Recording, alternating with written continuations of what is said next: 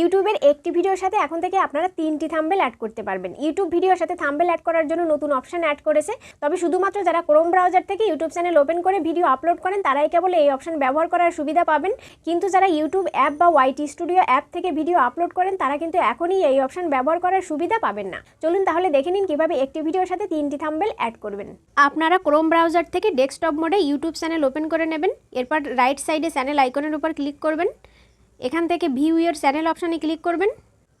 New page open হবে, এখান থেকে কাস্টমাইজ চ্যানেল অপশানে ক্লিক করবেন। ভিডিও আপলোড করার জন্য উপরের দিকে ক্রিয়েট অপশানে ক্লিক করবেন। এখান থেকে আপলোড ভিডিও অপশানে ক্লিক করবেন।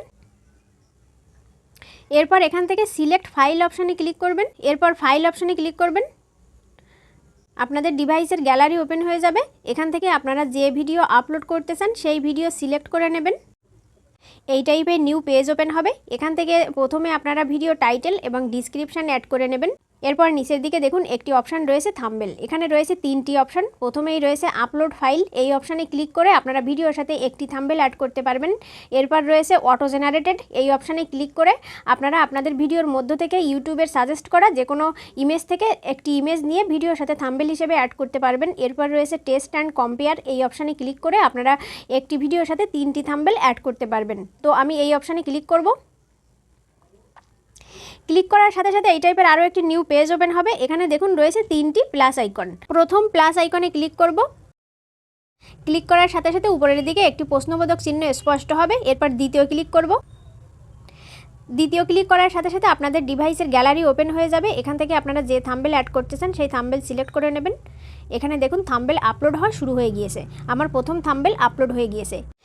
এখানে একটি কথা বলে রাখি, আমি যখন প্রথমবার একটি ভিডিওর সাথে 3টি থাম্বনেল অ্যাড করেছিলাম তখন আমার ডাবল ক্লিক করার প্রয়োজন পড়ে, কিন্তু যখন আমি দ্বিতীয়বার একটি ভিডিওর সাথে 3টি থাম্বনেল অ্যাড করেছিলাম তখন কিন্তু আমার আর ডাবল ক্লিক করার প্রয়োজন পড়েনি। প্রথমবার ক্লিক করার সাথে সাথে গ্যালারি ওপেন হয়ে যায়, তো আপনাদের ডাবল ক্লিক করার প্রয়োজন হতেও পারে আবার নাও পারে।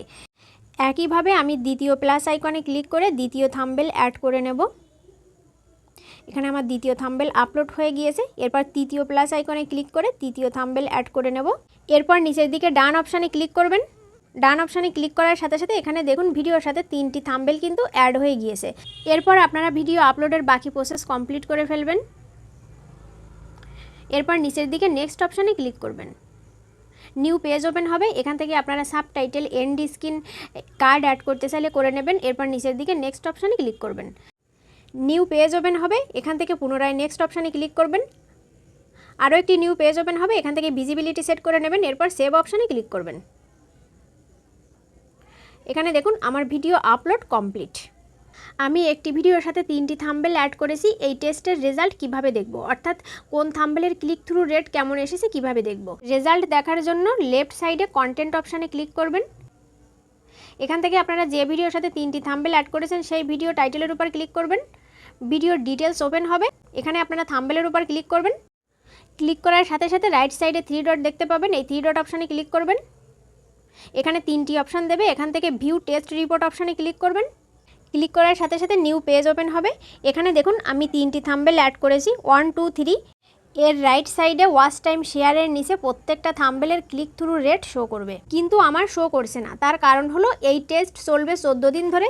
14 দিনের সম্পূর্ণ ডেটা কালেক্ট করে সম্পূর্ণ অ্যানালিটিক্সের ডেটা এখানে শো করবে। এখানে দেখুন আমার 6 দিন কমপ্লিট হয়ে গিয়েছে, আরও 8 দিনের মতো বাকি। এখানে রয়েছে 7 days 22 আওয়ার লেফট, অর্থাৎ 7 দিন 22 ঘন্টা পর থেকে এখানে আমার ডেটা শো করতে শুরু করবে। আমি এখানে শুধু আপনাদের দেখালাম টেস্টের রেজাল্ট কিভাবে দেখবেন। যে থাম্বনেলের ক্লিক থ্রু রেট বেশি হবে সেই থাম্বনেল পরবর্তীতে কিভাবে ভিডিও সাথে সেট করবেন। যদি টেস্ট কন্টিনিউ করতে না চান তো টেস্ট কিভাবে বন্ধ করবেন, বা পরবর্তীতে আপনারা যদি থাম্বনেল চেঞ্জ করতে চান তো কিভাবে করবেন পরবর্তীতে আমি ভিডিওতে দেখিয়ে দেবো। গাইস, এই ভিডিও যদি আপনাদের কাছে ইনফরমেটিভ মনে হয় তাহলে লাইক করবেন, কমেন্ট করবেন। এই চ্যানেলে নিউ ভিডিও নোটিফিকেশন পাওয়ার জন্য চ্যানেল সাবস্ক্রাইব করবেন। Thank you for watching.